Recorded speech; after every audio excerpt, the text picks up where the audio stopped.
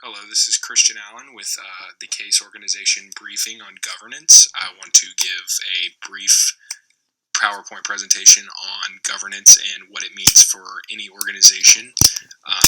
We have three aspects of governance, and I'll go through briefly how those aspects relate to each other and how they're defined and the resources that make up each aspect of governance. So without further ado, this is CASE organization briefing on governance.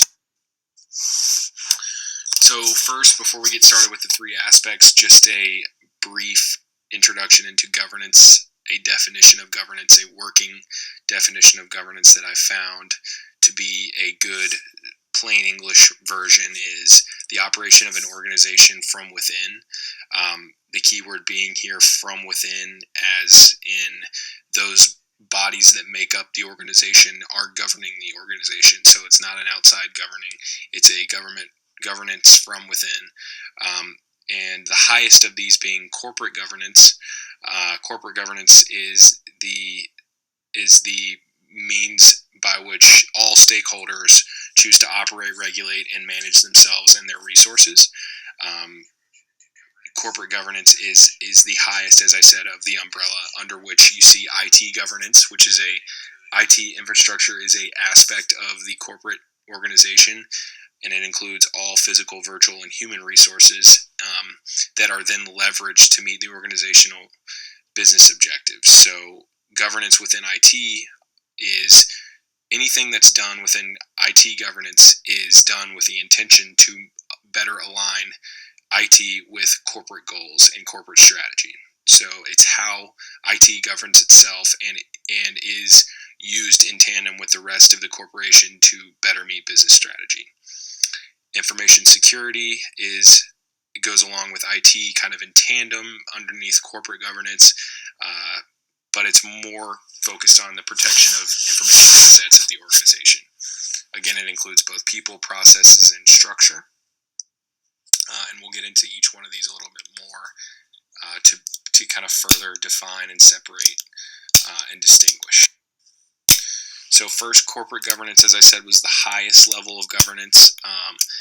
Upper management's responsibility is to leverage all corporate resources for stakeholder best value. Now, stakeholders could be anybody on the board of directors, shareholders, auditors, outside, middle management, departmental employees, lawyers, the CEO, all the principals, anybody that has a stake in the organization.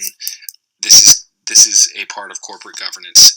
So basically, how the entire corporation governs itself and oversees policy and procedure of resources could be seen as a part of corporate governance. This by default includes IT and information security governance. They are both, as I said, in tandem working to achieve the corporate goal, and they can be by definition said to be part of corporate governance as well. Information security is a bit different than IT. It can both be a part of and separate from IT in supporting corporate governance as well. IT governance is the leveraging of IT resources for, number one, overall business strategic alignment, and for value delivery and risk management as well. So anything within the IT department that is either used to meet corporate goals or is within the IT department used to increase value or reduce risks can be seen as IT governance. Business continuity is one of the goals as well in mind for IT governance. And you can have information security as both a subcategory if you have systems, IT systems that protect data, which can be thought of then as information, and IT could be a aspect, or information security rather could be an aspect of IT that then is protected and then makes up part of IT governance as well. So information security governance can be a subcategory of IT or entirely different field. Information security governance is specifically the entire organization's information assets, whether it be employee data, trade secrets, company policy, strategic goals, sales data, mission statement, if anything that is thought to be information and could be at risk of being infiltrated by an outside source, or could be disseminated among parties that don't need to see this. This data is considered information within the organization, and the process of protecting those things and leveraging them to best suit business alignment and business strategy is seen as information security. So IT resources should be leveraged at this point to suit the information to make it better secure, more available, and with more integrity, and thus working in tandem with IT governance to support corporate governance, all underneath corporate governance.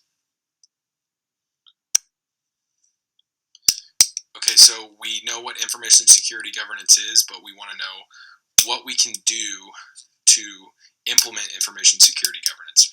Information security governance is a should be a key focus for the entire organization. It should not be seen as an aspect of IT or a tech project on the side of IT that's considered an afterthought. And we need to make sure that information security governance is a priority of the organization from top down. So in order to do that, we want to make sure that at minimum we have an annual meeting between the CEO and board of directors within the organization. Now, this meeting is held to discuss the risk is, number one, the information security strategy that is a working strategy that should be reassessed every year based on reoccurring risk assessments annually at minimum. So you want to run risk assessments on information security, and you want to run risk assessments on IT governance and corporate governance. And in all three of these, you want to bring those risks and implement policies at the meeting that are updated to the information security strategy to align with the information security strategy, so that you have an ever-changing information security strategy. Now, this is again to be discussed at the meeting between the CEO and board of directors annually at minimum. And then, based off this information, you want to train your employees. You want to appoint a department-level information security officer for each department, so that these policies and procedures are implemented in each department as they apply to each department.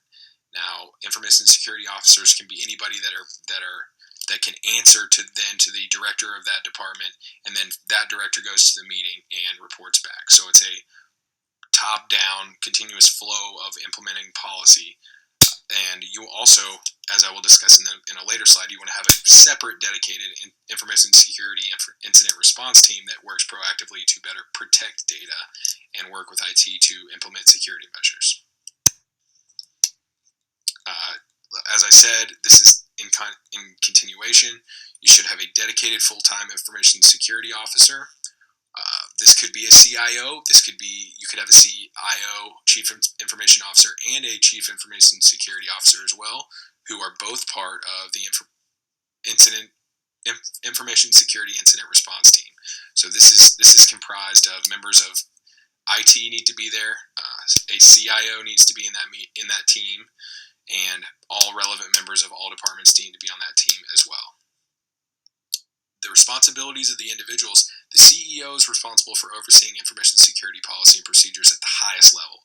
So if there is a failure or a lapse of responsibility at any level under him, he is to make that decision to either change that person's role, or make sure that that person is getting information that they need to better succeed.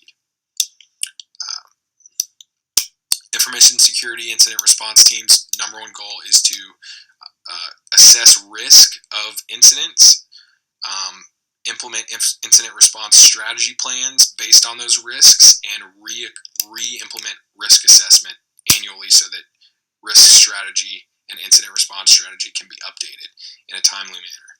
That is the primary job of the information security incident response team, but as a secondary objective of the information security incident response team, after being diligent in planning for incident response is to then obviously act on incident response, which is why you need IT to be with them in that team. You need a representative in the incident response team from IT, so that IT resources can be leveraged if they need to. The board of directors, as I said, needs to be in the meeting annually to discuss information security, and those officers are then dispatched to their various departments to implement training on the policies and procedures that were developed in the meeting as part of the new information security strategy for the year and for the incident response strategy as well.